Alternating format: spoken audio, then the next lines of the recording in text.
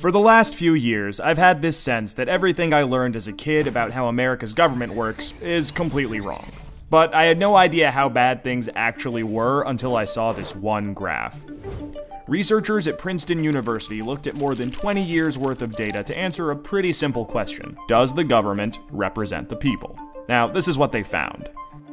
This axis here represents public support for any given idea. On the left, at 0%, are ideas that not a single American wants. On the right, at 100%, are ideas that everyone supports. This axis represents the likelihood of Congress passing a law that reflects any of these ideas, from a 0 to a 100% chance. On this graph, an ideal republic would look like this. If 50% of the public supports an idea, there's a 50% chance of it becoming law. If 80% of us support something, there's an 80% chance. You get the idea. Now, most Americans would probably agree that, with a few exceptions, we should be as close to this ideal as possible. Unfortunately, the way America actually works doesn't even come close. Take an idea that nobody supports, literally nobody, and it has about a 30% chance of becoming federal law. Now, take an incredibly popular idea, the most popular idea this country has ever seen, and there's also about a 30% chance of it becoming law. This means that the number of American voters for or against any idea has no impact on the likelihood that Congress will make it law. Put another way, and I'm just going to quote the Princeton study directly here, the preferences of the average American appear to have only a minuscule, near zero, statistically non-significant impact upon public policy. So if you've ever felt like your opinion doesn't matter and that the government doesn't really care what you think, well, you're right. But there's a catch. This flat line only accounts for the bottom 90% of income earners in America.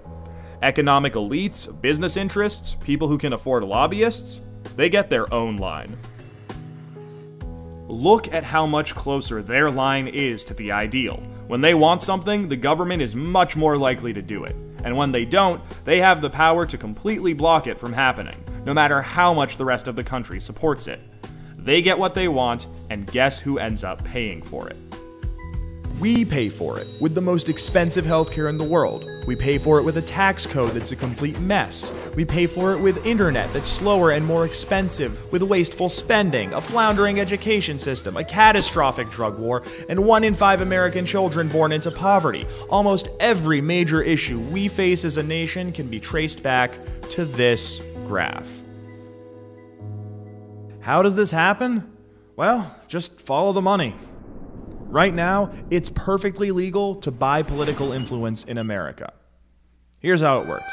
Let's say a big bank wants a law that would force taxpayers to bail them out again if they repeat the exact same reckless behavior that crashed the global economy in 2008. Not exactly the most popular idea with the public, and Congress knows that. That should be the end of it. But that's where the money comes in. It's perfectly legal for our bank to hire a team of lobbyists, whose entire job is to make sure that the government gives the bank what it wants. Then, those lobbyists can track down members of Congress who regulate banks and help raise a ton of money for their re-election campaigns.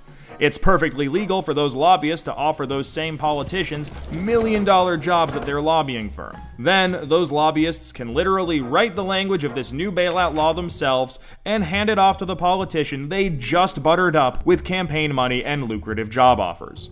And it's perfectly legal for those politicians to take the lobbyist-written language and sneak it through Congress at the last second. So now you've got a law that greatly benefits the banks, and the whole process can start over. This is how a bill becomes a law. A special interest hires some lobbyists, those lobbyists collect campaign contributions, offer jobs, and then write the laws that Congress then passes to help those same special interests. This happens every day on every single issue with politicians of both parties. In the last 5 years alone, the 200 most politically active companies in the United States spent $5.8 billion influencing your government. Those same companies got $4.4 trillion in taxpayer support. And that's trillion, with a T. And that's just the top 200 companies. Never mind every other special interest, every union, every trade association, and every billionaire. Every single one of them can use their money to buy political influence. You know, there's this idea out there that this only became a problem after the Supreme Court's Citizens United decision in 2010. But the data goes back almost 40 years, and the results are clear. Corruption is legal in America. And as long as it is, anyone who can spend money to buy political influence will.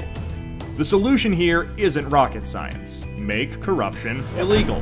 We already know Congress won't do it. I mean, one look at this chart will tell you that. What we need is a plan that lets us go around Congress and do what the American people do best. Fix this mess ourselves. Well, good news. We have that plan and it's already working. Now that we've got the problem covered, let us show you how to be part of the solution.